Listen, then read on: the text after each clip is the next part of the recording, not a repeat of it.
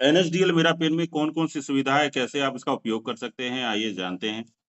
सबसे पहले जब आप पोर्टल को लॉगिन करेंगे तो आपको मिलेगा NSDL smart PAN service. NSDL smart PAN service में आपका ओटीपी के बिना भी पैन कार्ड बनेगा एनएसडीएल से। इसके लिए एक बार आपको एक एक्टिवेशन फीस देना होगा जो ₹45 के आसपास का होगा। इसके बाद से पर कूपन का रेट जो आपको लग रहा है वो लगता रहेगा और आप जो है यहाँ पे बिना ओटीपी के भी पैन कार्ड एनएसडीएल से अप्लाई कर पाएँगे।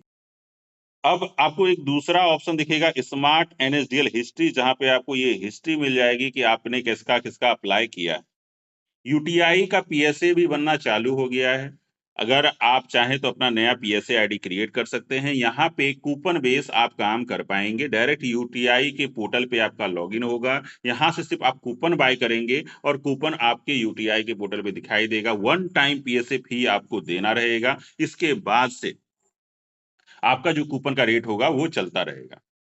इसके अलावा आप यहाँ पे एनएसडीएल पेमेंट बैंक का अकाउंट खोल सकते हैं, लेकिन अगर आप एनएसडीएल पेमेंट बैंक का अकाउंट खोलने जा रहे हैं, तो पहली बात कि आपको वन टाइम एक बार एक्टिवेशन फी लगेगा और इसके बाद हर अकाउंट खोलने का भी पैसा लगेगा। लेकिन ध्यान देने वाली बात है कि बहुत सारे पिन कोड ब्लॉक रहते हैं। अगर आपका पेमेंट कटता है, तो वो वापस आ जाएगा, लेकिन बहुत सारे पिन कोड इनके ब्लॉक हैं, तो वहाँ पे आप अकाउंट नहीं खोल पाएँगे।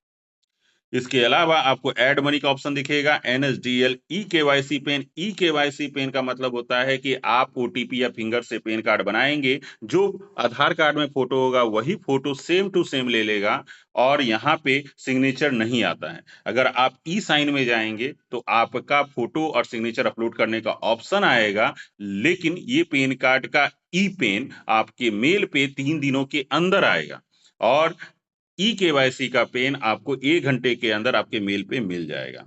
ऑफलाइन पेन यानी विदाउट ओटीपी पेन है, यहाँ पे भी आपको सिर्फ़ डॉक्यूमेंट्स अपलोड कर देने होते हैं जो लगते हैं डॉक्यूमेंट क्योंकि यहाँ पे बर्थ प्रूफ डॉक्यूमेंट लगेगा, आधार कार्ड लगेगा। आप ध्यान दें, पहले पैन कार्ड सिर्फ़ आधार कार्ड पे बन जाता था, अब आपको बर्थ प्रूफ देना ज़रूरी है। बर्थ प्रूफ में आप जो है गवर्नमेंट का जो भी वहाँ लिस्ट रहता है, जो-जो डॉक्यूमेंट लगते हैं, आप उनको दे सकते हैं। इसके अलावा आपको एक स्मार्ट यूटीआई पेन का ऑप्शन दिखेगा। ऑफलाइन पेन और स्मार्ट यूटीआई पेन में क्या अंतर है? ऑफलाइन पेन में आपका जो रेट है वो ₹135 के आसपास होगा, लेकिन जब आप एक बार अपनी आईडी को एक्टिवेट कर लेते हैं, ₹99 या ₹110 का चार्ज दे करके, तो आप स्मार्ट यूटीआई को यूज़ कर पाओगे। यहाँ पे क्या होगा कि आपको पर पेन का रेट ₹105 के आसपास जाएगा। यहाँ पे ओटीपी की ज़रूरत नहीं है। इसके बाद आपने जितना भी स्मार्ट यूटीआई में काम किया, उसके अगर कोई ऑब्जेक्शन आता है, तो अपलोड का सेक्शन पे आ जाएगा और यहाँ पे ऑब्जेक्शन लिस्ट भी आपको दिख जाएगा।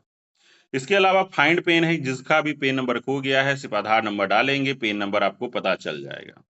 यहाँ पे पेन फाइंड हिस्ट्री है और इसके अलावा पेन डिटेल चेक, यानी अगर आपको शक है या किसी व्यक्ति को शक है कि ये पेन नंबर उसका है या नहीं है, तो आप जब यहाँ पे पेन नंबर डालोगे, तो ये बता देगा उनका नाम क्या है, डेट ऑफ बर्थ क्या है।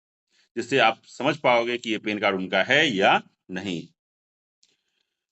इसके अलावा आपको यहाँ कूपन हिस्ट्री मिल जाएगा, वी-साइकिल इंश्योरेंस कर सकते हैं, कार बाइक का इंश्योरेंस कर सकते हैं और इंश्योरेंस का हिस्ट्री भी आपको मिल जाएगा।